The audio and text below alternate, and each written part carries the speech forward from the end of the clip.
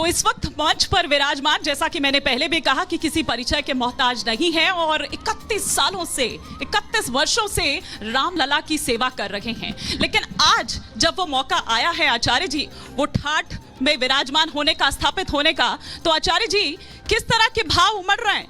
जितने परिस्थिति देखी गई, जितने आंदोलन हुए और कठिन से कठिन परिस्थिति रही, भगवान रामलला पहले उस विवादित ढांचा में विराजमान थे जहां 23 दिसंबर, आज 23 दिसंबर है, इसी 23 दिसंबर को रामलला प्रकट हुए थे उस विवादित ढांचा में, जिसे हिंदू उसको राम जन्मभूमि कहते थे, मुसलमान उसको बाबरी मस्जिद कहते थे। वहाँ पर पूजा प्रारंभ हुई, लेकिन उन संतों भक्तों को यह लगा नहीं कि यह विवादित ढांचा जो दिखाई दे रहा है ये कलंक है एक, और उस कलंक में हमारे राम बैठे हैं, यह उचित नहीं है।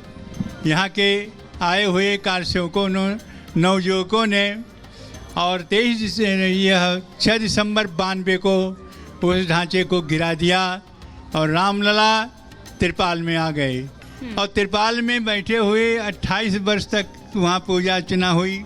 बड़ी समस्याएं रही, तमाम समस्याओं को झेलते हुए और पूजा अर्चना होती रही, लेकिन कठिनाइयाँ चाहे गर्मी का हो, चाहे बरसात का हो, चाहे वो ठंडी का हो, सारी परेशानियाँ वहाँ झेलना पड़ता था।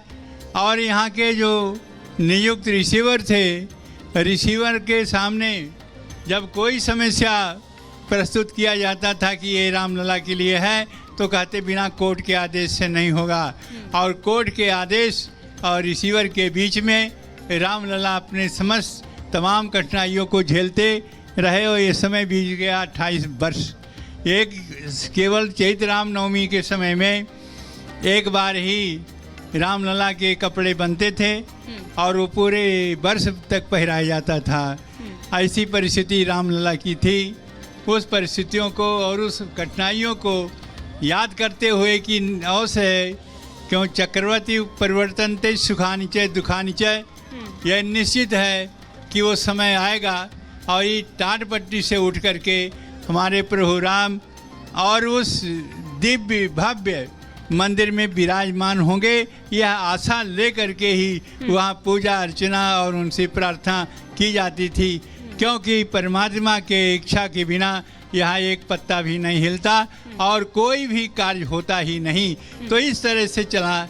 अब वर्तमान तो समय में इसका श्रेय किसको देंगे, क्रेडिट किसको देंगे? देखिए, हमारे बहुत से नवयुवक उसमें सम्मिलित थे उस समय, और बहुत ऐसे हैं जो बलिदान हो गए हैं इसी में, और उनके परिवार भी आज यहाँ पर हैं। उनसे उनको देंगे जो इसी राम जन्मभूमि उद्धार के लिए अपने आप को, अपने शरीर को, अपने जीवन को अर्पित कर दिया था, वो सभी हैं। आंदोलनकारी आंदोलन जो करते थे उसमें विशेषकर विश्व हिंदी परिषद ने इस आंदोलन को कि राम जन्मभूमि हमारी है, हमको मिलना चाहिए, यह आंदोलन शुरू हुआ।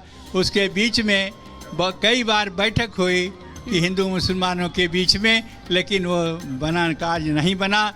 अंत में सरकार से कहा गया, निवेदन किया गया कि अध्यादेश लावें।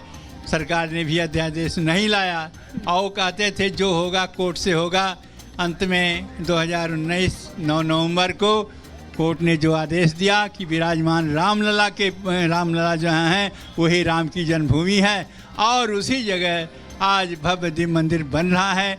और ये आशा जगी है कि 22 जनवरी को रामलला वहाँ उपस्थित होंगे, वहाँ स्थापित की जाएंगे और जो सदियों से किस रूप में होंगे, क्योंकि आचार्य जी बड़ी चर्चा हो रही है उस मूर्ति को लेकर भी। ये कहा जा रहा है कि जो वहाँ उस गर्भगृह में वो जो प्राण प्रतिष्ठा जिसका जिक्र किया जा रहा है वो 5 साल के बाल स्वरूप में होंगे। उस स्वरूप के बारे में, उस मूर्ति के बारे में आप थोड़ा देखिए। 5 साल के बालक बहुत बड़े नहीं होते, छोटे होते हैं। बिल्कुल।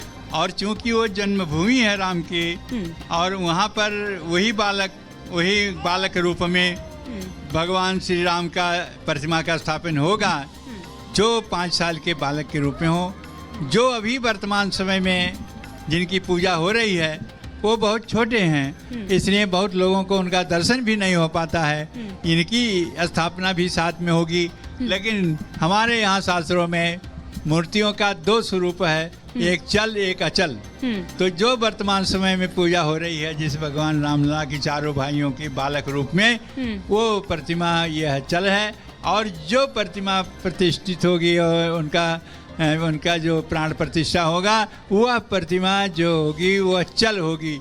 अचल नहीं तो जो होगा, अभी वो अचल प्रतिमा होगी, है, जो वो अभी- अचल होगी, कभी हटाई नहीं जाएगी। हाँ। इस प्रकार की प्रतिमा 5 साल की अवस्था के बालक के रूप में रामलला के वहाँ स्थापित होगी।